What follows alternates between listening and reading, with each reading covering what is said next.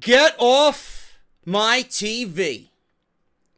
The very hashtag that has slain a 7-foot giant. The very hashtag that has sent a demon directly back to hell. And the very hashtag that has sent a beast into starvation. Now available as an official wrestling podcast partner of barbershopwindow.com. Get Off My TV, Off The Script presents to you version 3, featuring the goon of goons. Get Off My TV will now be the official hashtag that crumbles an entire empire. For $19.99, you can wear this beauty in pride. Barbershopwindow.com. Link is down below in the description. An official partner for Off The Script. What is going on, guys? JD from New York here.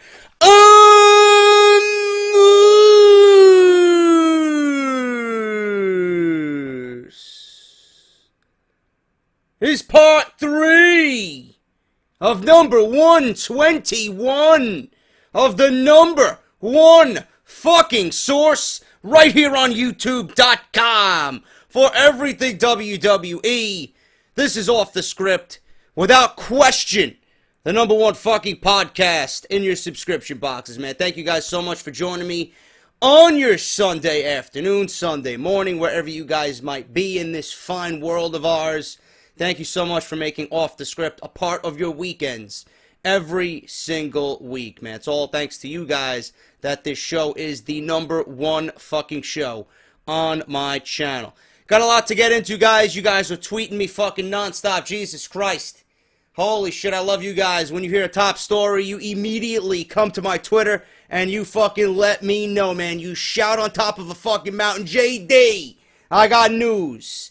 Bobby Roode officially debuts with the WWE and NXT at the Download Festival. We're going to talk about it today on Off The Script. I also have news on Bray Wyatt, the Wyatt Family. I got news on WWE and UFC possibly getting Ronda Rousey for Wrestlemania 33, plus something else going on for Summerslam that nobody else seems to be talking about. We'll discuss that as well. And a return storyline, I would say, for Randy Orton as he comes back from injury.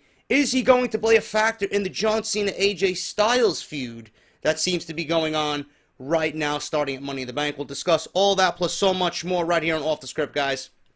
Before we get into that, you guys know the drill. Twitter, YouTube, follow and subscribe. JD from NY 206. I want you guys to go up and sign up for WrestleRumble.com. This is important because next Friday is the deadline. If you guys go to WrestleRumble.com and you create a 45-second video explaining why and who you think will win Money in the Bank on Sunday night, you guys are not only going to win an entry into the Wrestle Rumble Pick'em for Money in the Bank, but you're going to win a t-shirt of your choice from ProWrestlingTees.com. I'm going to be doing it, and I hope you guys join in the fun as well. That's WrestleRumble.com. Make your video 45 seconds and state who you think is going to win the Money in the Bank briefcase. Speaking of t-shirts, Barbershop Window, the official partner right here of this podcast for Off The Script. Go to barbershopwindow.com and use the drop-down menu. You're going to see official partners, and then you're going to see Off The Script right there, man. Get your merchandise today. There's huge sales I will let you guys know of coming up within the coming weeks. So you're going to take advantage of all that is good there on barbershopwindow.com. If you guys want to go shop on my online store, link is down in the description of this video. Guys, go check out the iTunes podcast on PodBean, Stitcher Radio, iTunes, AudioBoom, and Google Play Music. It is live this week. Go and check that out. Links to all websites provided down below in the description of this video. And as always, WrestleCrate WrestleCrate.com. Use the coupon code JDSENTME for an instant 10% off your first purchase. That's WrestleCrate.com and on Twitter at WrestleCrates, man. Support that. Great product. The #1 subscription service for wrestling fans out there, delivered right to your front door, man. So go and check those guys out and show them some love and support. Patreon as well, guys. Patreon.com. Continue to pledge. Continue to support the channel. You guys are fucking unbelievable. We are nearing $1,200 in monthly pledges thus far. Continue that. You guys are doing fucking unbelievable. And yes, t-shirts will be going out very, very soon. Do not worry, t-shirts will be going out, and I will let you guys know. I've been very active on Patreon. I've reached out to everybody and added Skypes and Twitters, and I'm going to continue messaging you guys up until the t-shirts get sent out. So if you're on Patreon, look for your messages. I send you messages on there, so make sure you guys check that out and continue to pledge, man. Patreon.com/JD from NY206. Let's get on with the news, guys.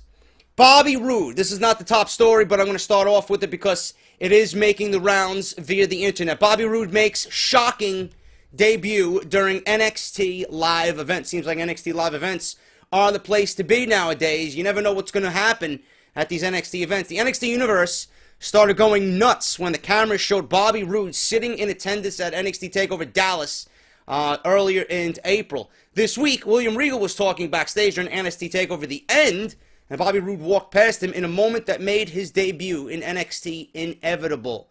However, NXT live events can be extremely unpredictable, and Bobby Roode has made a shocking debut during the Download Festival in England. Roode will go on to get a victory over Angelo Dawkins, but the important thing is that he's officially debuted in NXT, and his brief appearances at the previous 2 takeovers are a clear indication that he'll debut on NXT programming very, very soon. The only question is what Roode's role will be in NXT. It was previously rumored that we would be getting a Finn Balor versus Shinsuke Nakamura feud, being that Triple H was in gorilla position, and he took a picture of the recent NXT tapings, and it showed Balor and Nakamura shaking hands in the middle of the ring. So everybody's under the assumption that we're going to be getting a showdown between Balor and Nakamura headed into NXT Brooklyn. But this could also leave the door open for Roode to challenge Samoa Joe or start a feud with Austin Aries. That is the latest on Bobby Roode. He makes his debut in England during the NXT live events over in England during the Download Festival. This was inevitable. This is not news, really, that's going to blow anybody out of the water. This is news that's going to make everybody excited because anything having to do with new talent that is already established and left a previous company and now walking on into NXT, it's always going to make the news. It's always going to make the rounds, and it's always very exciting. Bobby Roode, one of the very few over from TNA who was a staple on Impact Wrestling, one of the very few that I wanted to come over into the WWE because I know what he brings to the table. I love his attitude. I love his look. I love his in-ring skill, and I think he's going to add so much to the NXT brand, not only for his veteran presence, but he's just going to make that product and that roster stronger in the midst and rumors of main roster call-ups due to the NXT draft and the brand split, or the NXT draft. It really is going to be an NXT draft because there's rumors going around that NXT is going to have a major presence in this draft, the WWE draft, and Bobby Roode is just going to instantly make the NXT roster very, very good and very stable with his presence. So I can't wait to see what role he plays. I don't know where I would put him as of right now. Finn Balor versus Nakamura. This is all a huge question mark. I have no idea what WWE is doing. But if it was up to me, I really wouldn't have Nakamura and Balor go at it. I would really put Nakamura versus Joe for the NXT Championship. Maybe Bobby Roode can come on in here and challenge Finn Balor before he goes up. That's something that I would love to see. How about Balor versus Bobby Roode for NXT TakeOver Brooklyn? Roode comes in proclaiming that he's fucking, great and etc., challenges the #1 guy in the company. Balor challenges the face of the company just to make an immediate impact, and then on his way out, Balor does the job. Balor does the honors and puts over Bobby Roode before he makes his way to the WWE main roster. Maybe that's something that WWE can, try out if they want to go towards Brooklyn, but I don't know, man. I think Nakamura and Joe would be the best bet for Brooklyn, but I don't know what's going on. Balor, Nakamura, that's too good of a match, too good of a dream match to just pass up. So we'll see what happens with that. But NXT, always exciting news for NXT when they get a new talent. Bobby Roode is the latest debut for the yellow brand NXT. WWE, this is something that I would not mind. Fuck the SmackDown adding an extra hour. This is something I would not mind because it's pay-per-view. WWE has plans to extend the WWE pay-per-views going forward. You may have noticed that WWE's pay-per-views have been going over the 11 o'clock hour ever since WrestleMania 32. It's not by accident, and the powers that be in WWE have been knowingly going over the time limit. Apparently, this is something that is going to lead to some changes for WWE pay-per-views going forward, because WrestleMania or Summerslam won't be the only pay-per-views that get extended. According to a report from DailyWrestlingNews.com, WWE pay-per-views are going to be going past 11 on a much more regular basis to prevent some matches from getting scrapped or losing significant time. Apparently, WWE has told Sky Italia to start reserving extra time for pay-per-view events as the duration of these shows will vary. That doesn't mean that every pay-per-view will go past that time, but the opportunity will certainly be there. Here is an example.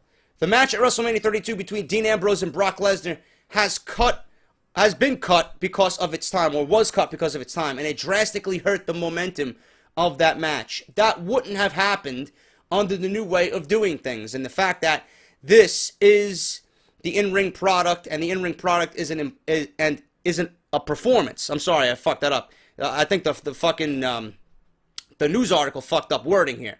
The fact is that the in-ring product is a performance, and sometimes they take longer because of the two men or women in the ring have something raw that needs more time. So WWE is having plans to extend pay-per-views going forward on the WWE Network.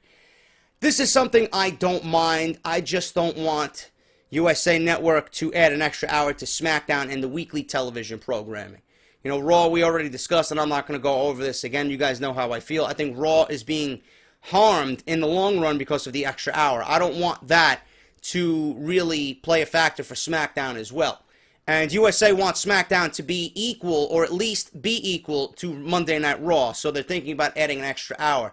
I think SmackDown by default after this brand split is going to be the #1 show, and Monday Night Raw is going to be the show that needs to be, or worked on at least, to be equal to SmackDown.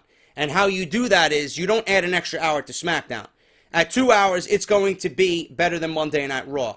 For Monday Night Raw and SmackDown to be equal, you have to take an hour away from Monday Night Raw, because the way things are looking right now, at 2 hours, and with the talent that is expected to go to SmackDown, SmackDown is going to be a much better show than Monday Night Raw. So that extra hour, ultimately, in the long run, is going to kill Monday Night Raw. Pay-per-views are a different story, you know.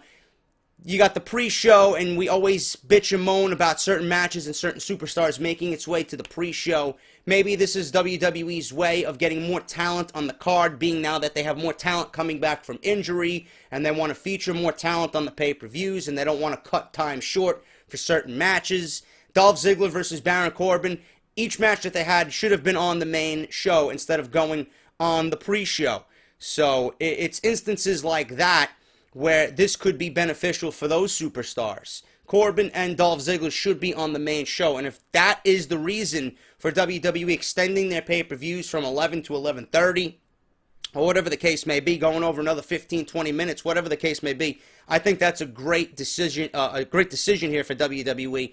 And as far as pay-per-views go, it's a little bit easy on us because it's a special event. It's a pay-per-view. It's a monthly showing for WWE. It's not a regular television program with commercials in between and just all this fucking filler in between. Pay-per-views usually are the most important shows that WWE put on a monthly basis.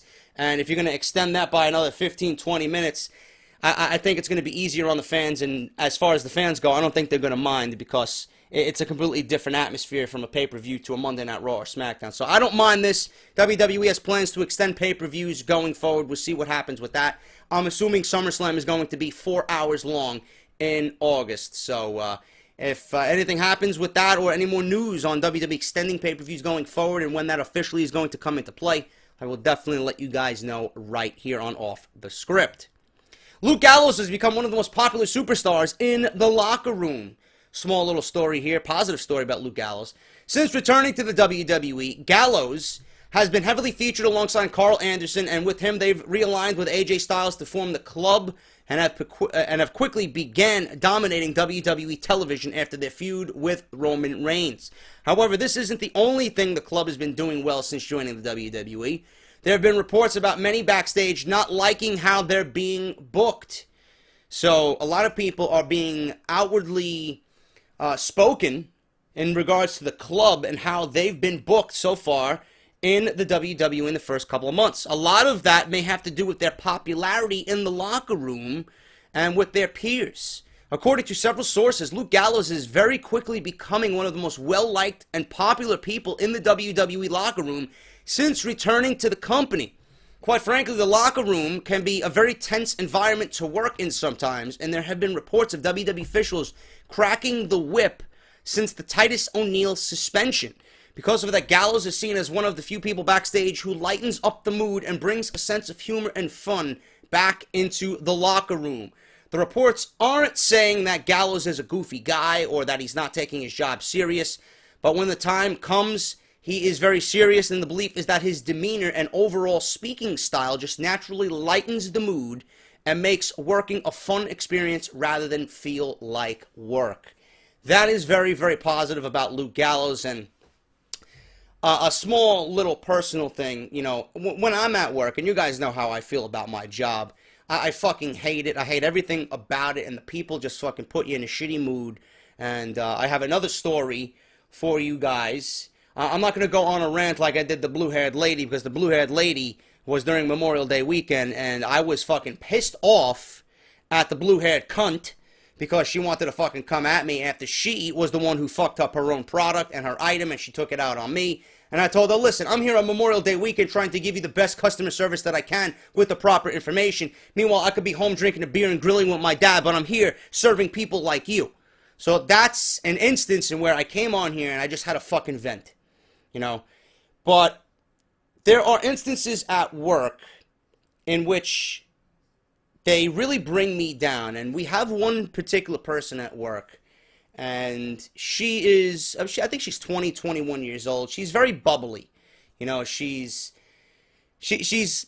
I would say she's very, very good with customer service because she came over from another company, and, you know, we scooped her up, and she just exudes a very friendly attitude. And when she's with us, she comes into work all the time, no matter the mood, and she always tries to make it the best situation possible. She comes in, you know, she clocks in for her shift, and she's always bubbly, and she's happy, and she's smiley, and she's laughing, and, you know, there's a reason why she has been there for 6 months and is already the #1 salesperson in the store, because of her attitude. And when she is not helping customers with that bubbly attitude and that friendly smile and just that overall niceness to her, when she's with, you know, us, her coworkers, when it's a tense environment, when it's a bad day, when people are just fucking in a really shitty mood, and she continues on with that bubbly attitude, it's kind of infectious, man, because, you know, it's very difficult to not smile and laugh when someone is just outwardly acting goofy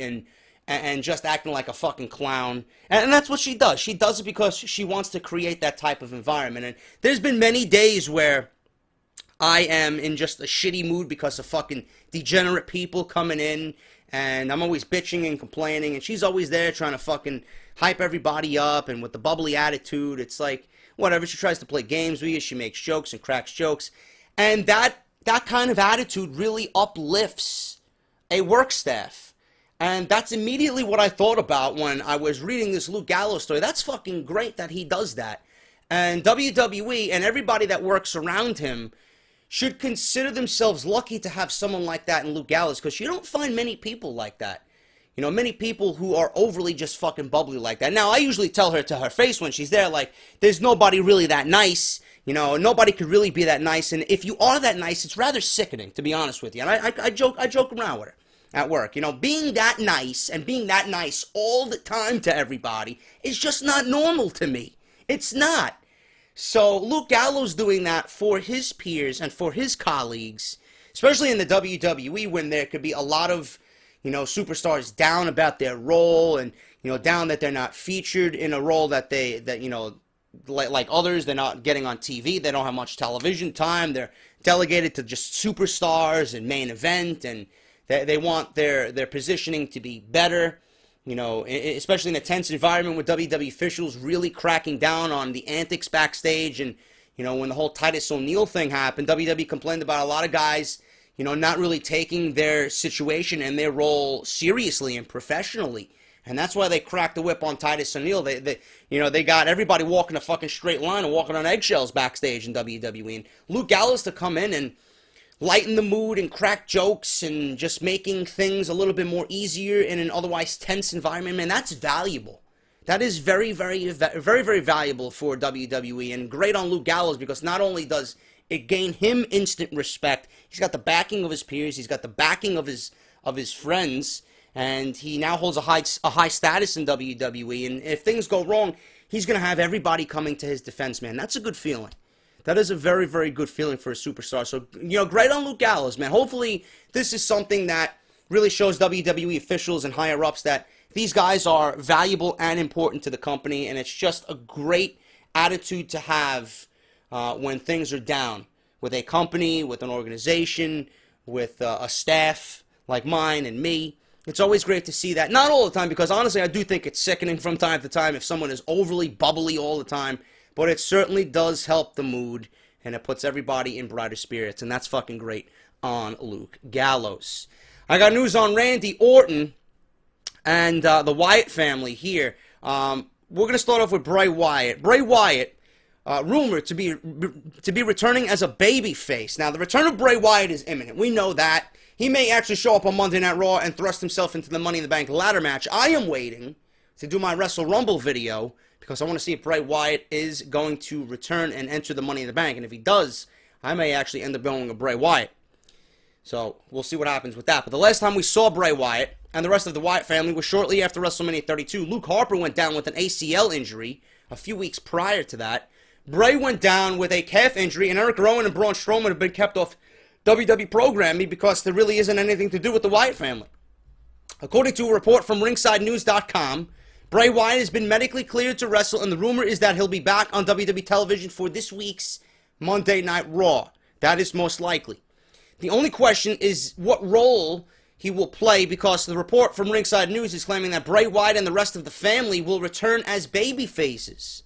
They were amidst a face turn after WrestleMania, so it only makes sense that they would return that way, especially since AJ Styles turned heel and the club has been established as heels. For Bray Wyatt, if he enters the Money in the Bank ladder match this coming Raw, it would likely mean he could win and take the next steps into the WWE World Heavyweight Championship picture. Eric Rowan and Braun Strowman are both healthy, but WWE Creative pulled them from television until their leader, Bray Wyatt, was ready to be back, which was probably the best decision for them. That seems to be now, though most Money in the Bank feuds are already in place. The one exception being the ladder match, as if there's no hard and fast rule about how many participants need to be in the match. WWE originally booked it as a 7-person match, but have made no mention of that since qualifying began on May 23rd. However, they wouldn't have to jump through many logic holes to insert Bray Wyatt in at the last minute, with next week's Raw from New Orleans acting as the go-home show for Money in the Bank. So the big question, aside from what program Wyatt will enter upon returning, remains in what capacity he'll return, either face or heel. Original plans called for Bray Wyatt to face Brock Lesnar at Summerslam after having teased the program dating back all the way to January with the Royal Rumble.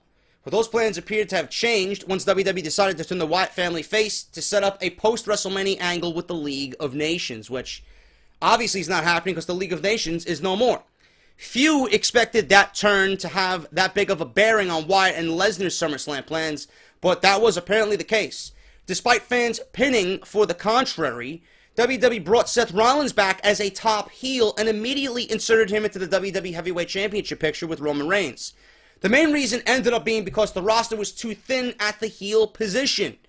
Why they didn't turn Roman Reigns heel and keep Rollins as a face remains to be seen, but that was the logic of everybody going into this, and WWE just said, fuck you.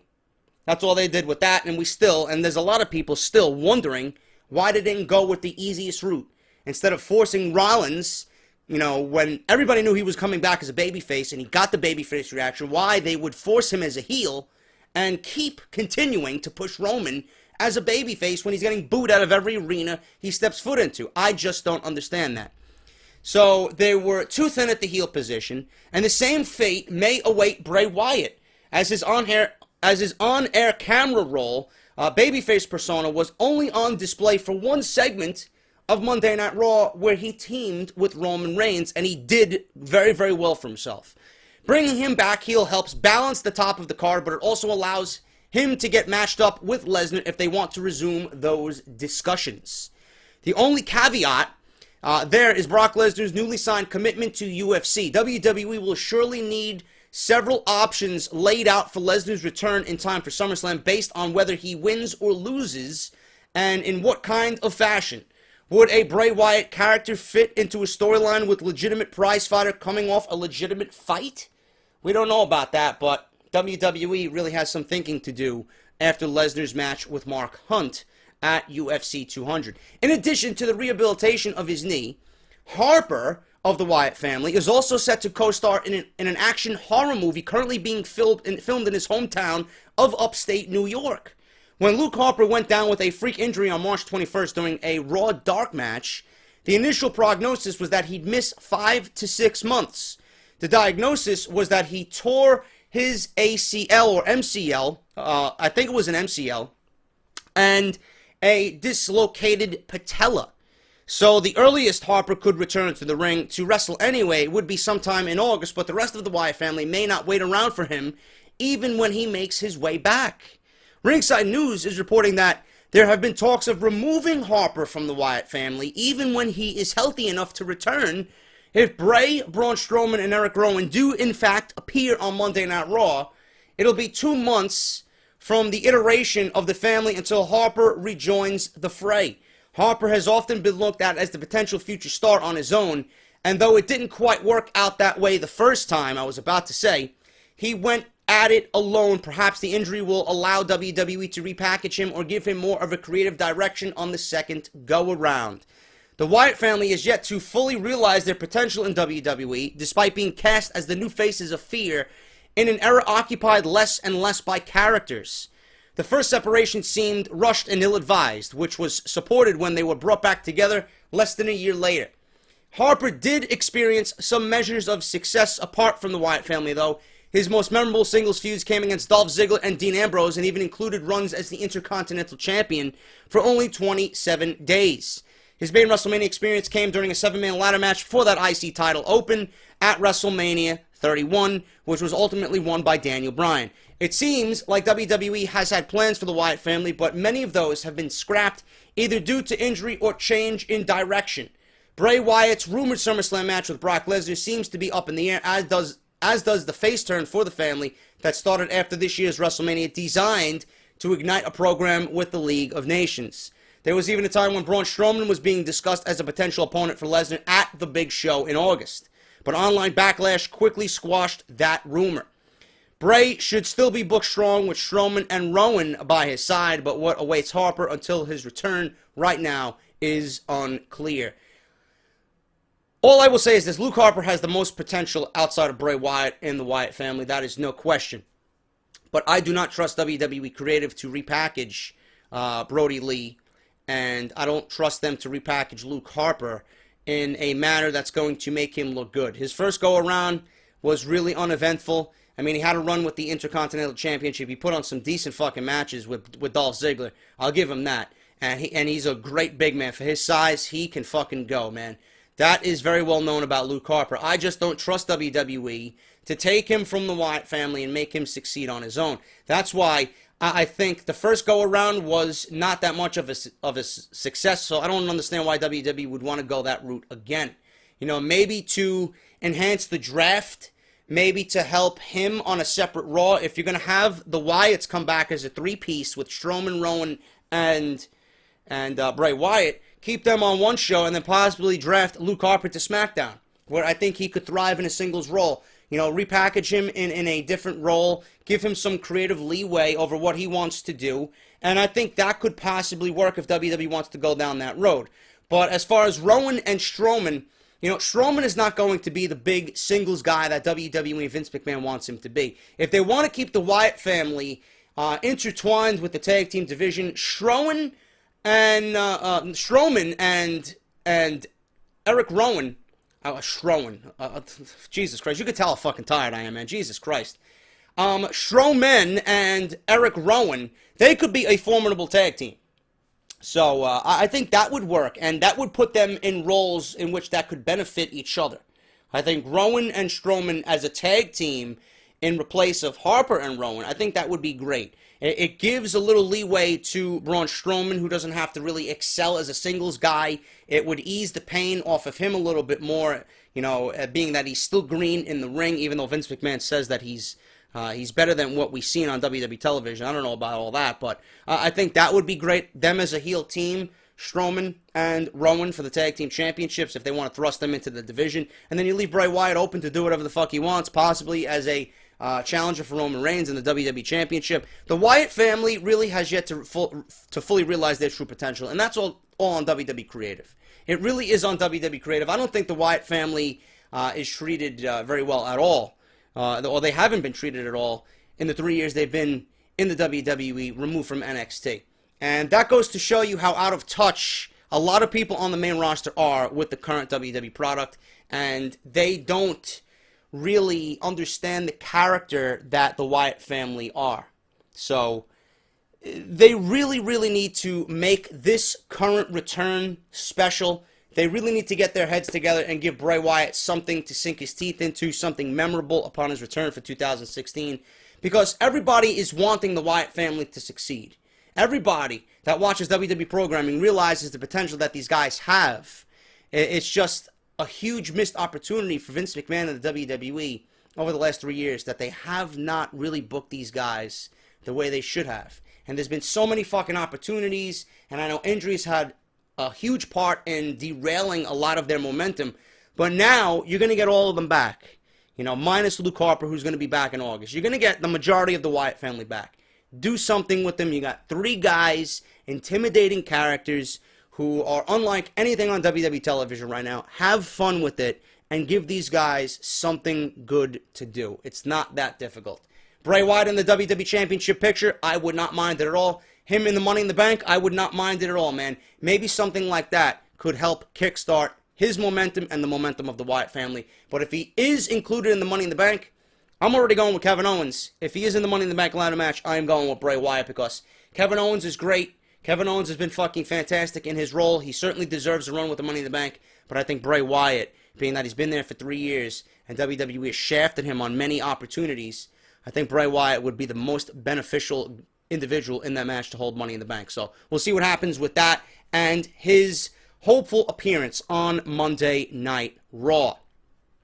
WWE wants Ronda Rousey for WrestleMania 33, and UFC's Paige VanZant will appear at WWE Summerslam. This is the rumor right now. As you all know, Brock Lesnar is appearing at UFC 200. Vince McMahon is certainly going to get something in return. He's getting promotion for SummerSlam because Lesnar is appearing at UFC 200. Everybody knows and associates Lesnar with the WWE. Lesnar will most likely be at SummerSlam, so that's a great marketing plan there for Vince McMahon to get the brand and the name and the SummerSlam event promoted on UFC 200. But there is more to this, and I think this opens the door for a UFC WWE trade-off for talent. Because UFC's getting Brock Lesnar under contract. Vince McMahon could easily state and offer Dana White, listen, you're using my guy. You know, we want someone who's under your contract to UFC to come in to do something for us. Certainly opens the door, and the possibilities are there. It's no secret that WWE's been trying to get Ronda Rousey on WWE programming for a long time now. They had a brief success doing so at WrestleMania 31, but they want to see her in a match at a live event. Since Rousey lost her first fight and title to Holly Holm last year, she's been more or less out of the public eye. It isn't clear if WWE's interest has gone down now that she's not undefeated anymore. According to a report from ShareDog.com, never heard of these guys before, so like I always say, take it with a bucket of salt. WWE's interest in Rousey has held through all of her issues. The report claims that the powers that be are still very interested in her making an appearance or wrestling a match at WrestleMania 33 if they can get her services. The sources are claiming that Brock Lesnar's situation may give WWE enough leverage to pull it off. On paper, Lesnar for UFC 200 and Rousey for WrestleMania 33 seems like a fair trade-off. By next April, Rousey should be the UFC Bantamweight Champion again, and bounce back like that. She will catapult herself into that previous spot. Everyone loses eventually. She just needs to bounce back, and WWE realizes that. Even if she doesn't, she's always going to be a top draw, and seeing her compete at WrestleMania would be an awesome sight. Ever since it was officially announced that Brock Lesnar would be fighting Mark Hunt at UFC 200, the sports entertainment world is on eggshells waiting for the next big story and situation to drop. A lot of people immediately assumed that WWE would be trading an appearance from Brock Lesnar for an appearance by a UFC fighter at SummerSlam. Turns out that that may be true after all, as reports now from various sources assume that Ronda Rousey would initially get into the squared circle in WWE, but that has not been confirmed as of this writing. Instead, WWE may have their eyes on Paige VanZant making an appearance at SummerSlam, and have even taken it as far as calling her people to see if she's available. The rumors would feature her in a segment with WWE's women, and would most likely feature Dana Brooke and the current WWE's Women's Champion, Charlotte. As of this writing, this is only a rumor. We know that there has been some communication between VanZant's people and WWE officials, so we need to wait and see if anything else comes out of it. Something will happen for SummerSlam, and something certainly will happen for WrestleMania 33. It's too early to get involved in these rumors. We can only speculate, but it does make the most sense business-wise as far as a trade-off. Dana White and UFC gets Brock Lesnar while under contract for WWE. Now, Vince McMahon may be getting the promotion for his product under the UFC banner at UFC 200, but that's not the only thing. Lesnar's going to be making his money. Dana White's going to be making his money. Vince McMahon giving up Brock Lesnar, and there are negatives that come along with that. He could be hurt. He could break a limb. He could break a fist. He could fucking get really, really hurt. He can do whatever in that ring and come out not being able to compete at SummerSlam. WWE and Vince McMahon most certainly issued a trade-off for something to happen at SummerSlam or WrestleMania 33. We just don't know that yet. That's the logical business move there. So that's why it's on everybody's mind and everybody's talking about a possible trade-off. It just makes sense business-wise. But as far as Paige VanZant for SummerSlam and Ronda Rousey for WrestleMania 33, I truly believe with Lesnar in UFC again, something will happen. What that something is, we don't know yet. So we're going to have to wait and see, but it's going to be very, very interesting as we get closer to SummerSlam. Never doubt Vince McMahon. Vince McMahon, I've said this several times, whatever Vince McMahon wants, Vince McMahon gets. And if Brock Lesnar was a trade-off to get him on UFC and to get someone from UFC to come into WWE, Vince McMahon is the one to make that happen. And finally, guys, John Cena and Randy Orton. Randy Orton to a John Cena against AJ Styles and the Club upon return. Randy Orton and Bray Wyatt are the only two remaining main event caliber talents yet to come back from WWE injury. Seth Rollins and John Cena returned within the last month and immediately were inserted into top feuds to build for the upcoming Money in the Bank pay-per-view and perhaps beyond. Wyatt may be back as soon as this coming Raw, like I just mentioned, in New Orleans, with unconfirmed rumors floating around that he'll be inserted into the Money in the Bank ladder match with the other 6 participants. That leaves Orton as the final piece at the top of the card puzzle. Orton has been out of action since last September thanks to a severe shoulder injury. He was part of a major players disabled list that included Cena, Rollins, Sting, Cesaro, and to some extent Wyatt, who were all unable to compete in matches at WrestleMania. That's amazing. The Viper had just begun a feud with the Wyatt family when his injury forced him to the sidelines, with the Wyatts gaining credit, storyline-wise, for taking Orton out. At this time of his injury, it made sense that he'd exact his revenge upon returning, but his extended absence forced WWE to call an audible multiple times. And though Orton was attacked by one group, he may be coming back to take out an entirely different heel faction. According to sources, Randy Orton will target the Club for his first feud back in WWE. Whenever that may be, nobody knows.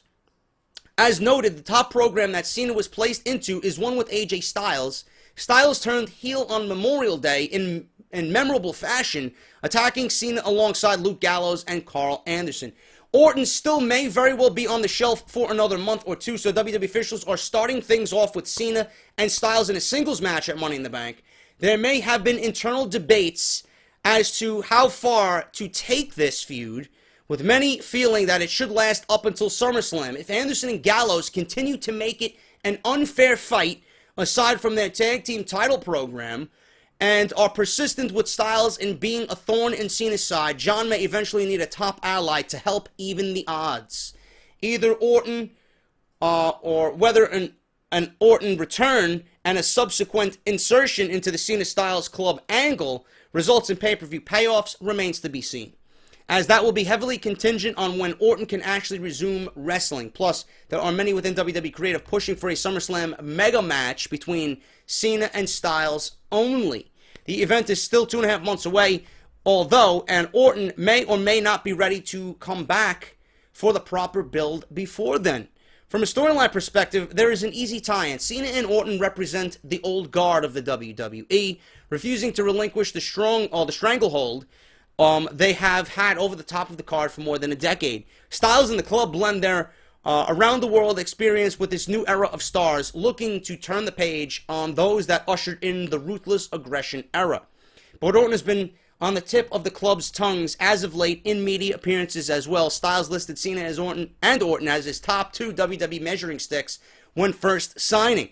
And last week, Carl Anderson claimed that Orton was his #1 dream opponent now that he finally made it to the sports entertainment empire. There'd be plenty of star power in this potential angle, but the likelihood of it getting booked is all dependent on Orton coming back in time to make it work, or, of course, if there are other Wyatt-related plans already planned for his return. I really don't know how I would book this. I'm gonna stick with my original plan with this. Okay, John Cena. I don't think John Cena needs anybody. I don't think John Cena really needs Randy Orton, and I don't think it's right for the WWE universe and for this storyline for John Cena to gain aid from somebody else. I think going into this, John Cena, being of the old guard, needs to relinquish that to the club, and I think at the end of all this, when this entire angle is done, John Cena needs to be on the losing end. The club need to come out and maintain dominance. They need to assert their dominance on WWE television. And in the end of all this, whether this leads to a World Championship match for the Blue Brand, SmackDown, whatever the case may be, it needs to end with the club standing victorious.